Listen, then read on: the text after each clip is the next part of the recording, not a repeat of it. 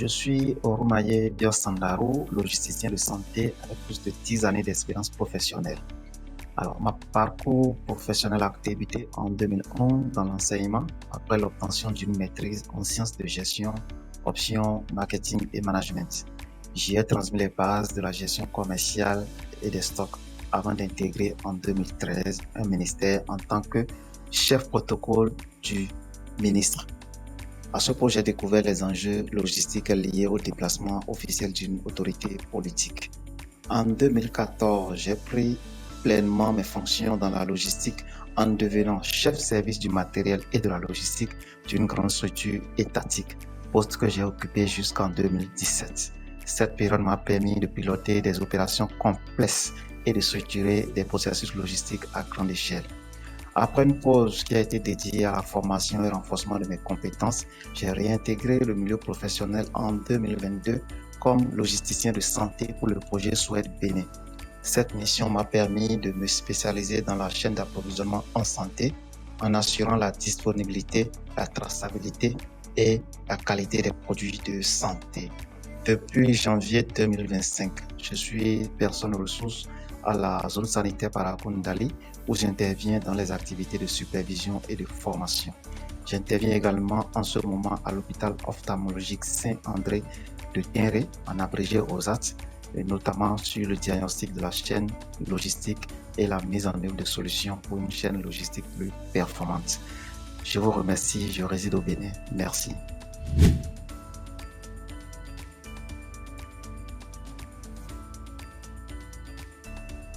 Je dirais que ma passion pour la gestion logistique est née des défis que j'ai eu à relever à mon poste de chef service du matériel et de la logistique.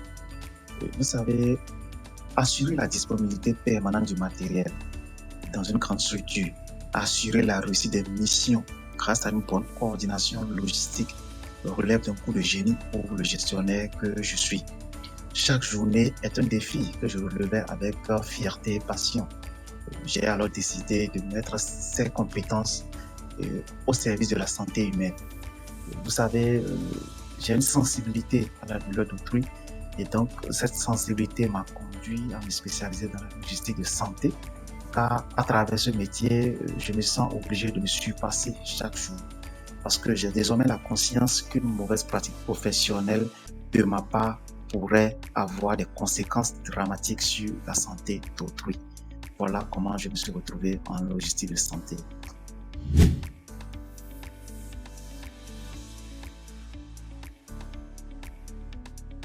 Si je dois parler de réalisation professionnelle dont je suis particulièrement fier, ce serait ma mission en tant que logisticien de santé dans la commune de Ndali avec le projet Souhaite Bénin. Je me souviens qu'en prenant service à ce poste en 2022, le taux de rupture des produits de santé au niveau des officines pharmaceutiques publiques était d'environ 40% et le taux de complétude et de promptitude des rapports logistiques était à moins de 50%. Mais à la fin de mon intervention en décembre 2024, ce taux de rupture est passé à 5%. Donc, il y avait désormais environ 95% de produits disponibles au niveau des officines pharmaceutiques publiques. Et le taux de complétude et de promptitude des rapports logistiques est désormais passé à 100%. Il y a également l'implémentation du e-sigle au niveau des formations sanitaires de la commune.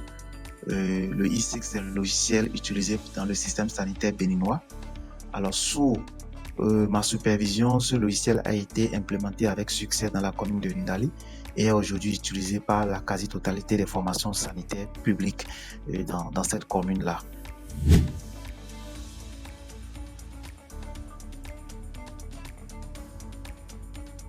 Mon plus grand challenge professionnel a été ma spécialisation dans la logistique de santé. Vous savez, le gestionnaire de formation que j'étais à la base n'était pas prédestiné à être un logisticien de santé.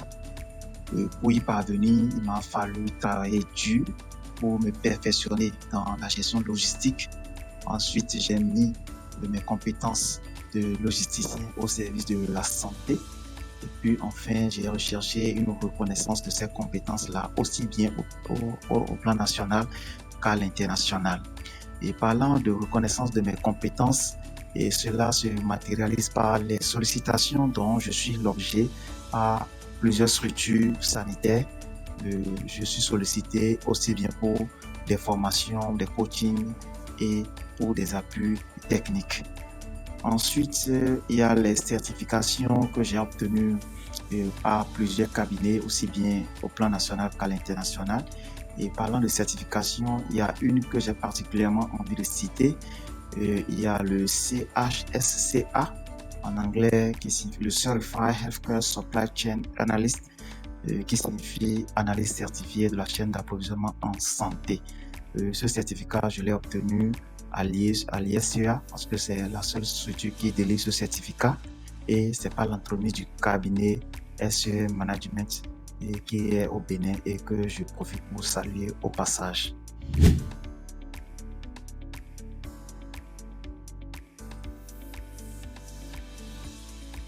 Selon moi, l'importance d'un réseau professionnel se situe à plusieurs niveaux.